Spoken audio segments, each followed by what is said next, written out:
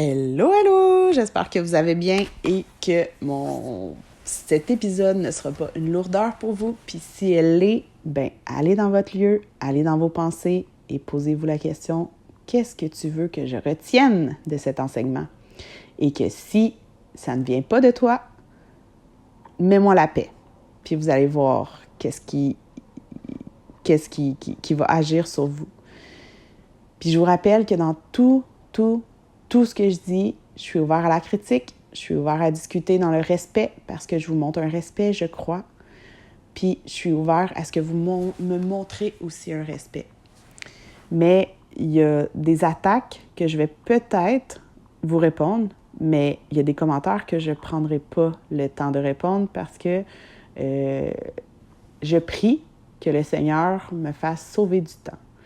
Puis je prie qu'il mette les bonnes personnes pour répondre à ces personnes-là parce que je ne peux pas répondre à tout le monde si vraiment ce podcast-là a l'ampleur que le Seigneur m'a montré. Mais s'il ne l'a pas, c'est pas grave. Si je bénis une personne, je bénis une personne. Si je change la vie d'une personne, je change la vie d'une personne. S'il n'y a pas d'influence, c'est pas grave. J'ai obéi, j'ai la conviction que je vais avoir les bénédictions que je dois avoir. C'est simple comme ça. Dans ma tête, c'est simple comme ça. À vous de me dire si c'est simple dans votre tête aussi.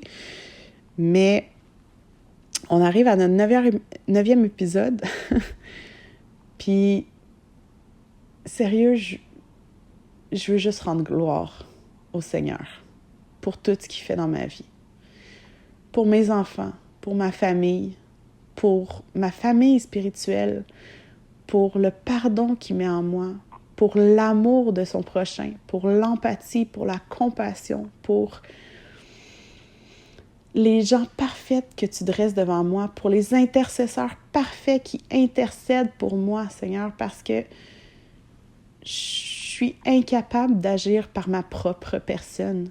J'ai besoin de m'appuyer sur des gens dans la chair parce que j'ai une vie occupée, j'ai des obligations que tu me demandes de garder parce que quand tu me dis d'honorer une heure de rendez-vous, je le fais parce que je sais que dans les petites choses que tu me confies, si je suis fidèle, tu vas m'en confier des grandes. Je le sais. J'ai écouté plein d'enseignements, j'ai écouté plein de choses sur ça. Puis, je suis bénie. Mais la réalité dans tout ça, c'est que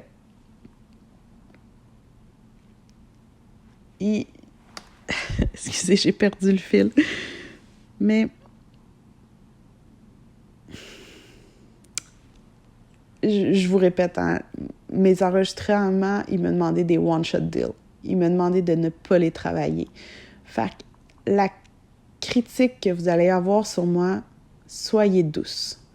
Parce que, comme je vous dis, ça fait 2 ans que je suis dans la foi. 1 mois et demi, 2 mois maintenant, 3 mois, en tout cas, peu importe le nombre de temps, juste pour vous montrer que c'est très peu de temps que je suis vraiment affermie, que le Seigneur me montre tout ce qu'il a travaillé en moi en si peu de temps, mais en réalité, c'est en toute ma vie. Parce que le Seigneur, il te met dans le cœur, dans les personnes, dans tes parents, pour une raison. Puis c'est pour ça que la Bible est contre l'avortement. Parce que même si tu viens d'un viol, même si tu viens d'une agression, même si tu viens de peu importe, il y a quelque chose comme toi, sur toi qui doit avoir la mère qui doit accoucher d'un viol, ça doit être atroce. Ça doit être incroyable. Puis je prie pour cette maman-là. Je prie qu'elle trouve la paix, puis l'amour du Seigneur, puis le pardon pour cet homme-là, parce qu'on doit pardonner malgré ce qu'on subit. On doit pardonner à son prochain. Mais cette personne-là qui met quand même sa grossesse à terme, j'aime croire que sur sa vie, il y a des bénédictions incroyables. Parce que l'ennemi a été attaqué par... Il l'a attaqué par un viol. Il l'a attaqué par la perte de son enfant. L'ennemi s'est acharné sur elle. Pourquoi?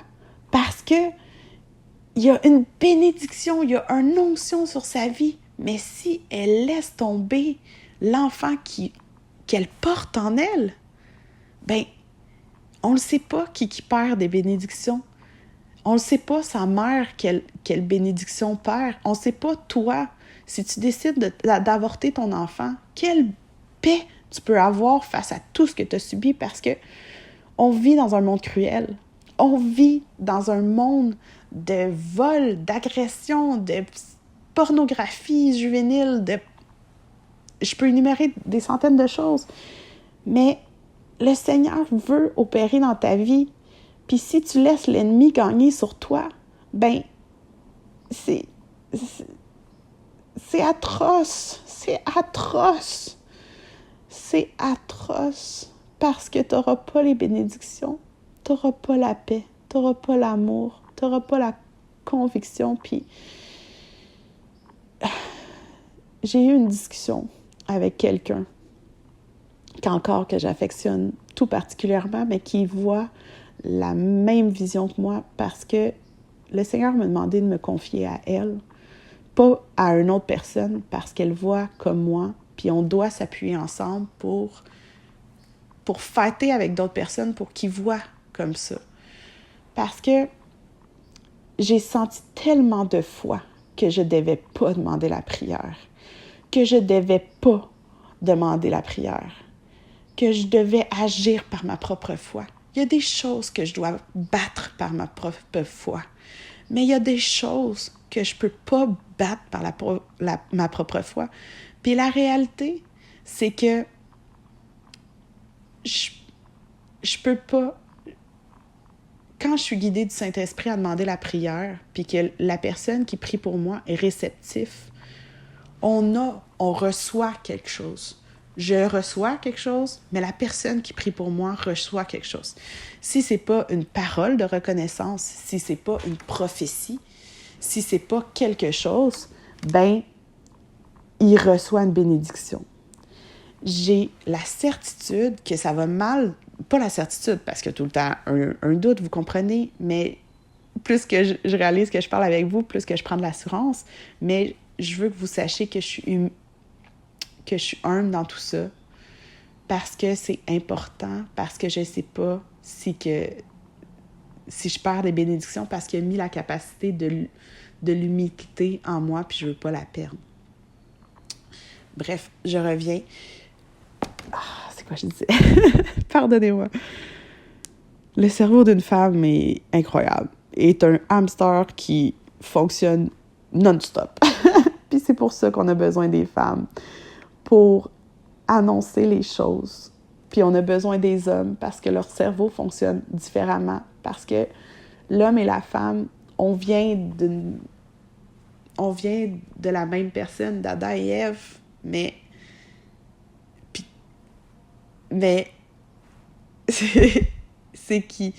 la réalité, c'est qu'ils ont mis carrément des capacités différentes en l'homme et la femme, et il faut faut le comprendre, faut l'accepter, Adam et Ève, ils auraient pu faire en sorte que ce monde soit dans la bonne grâce, soit dans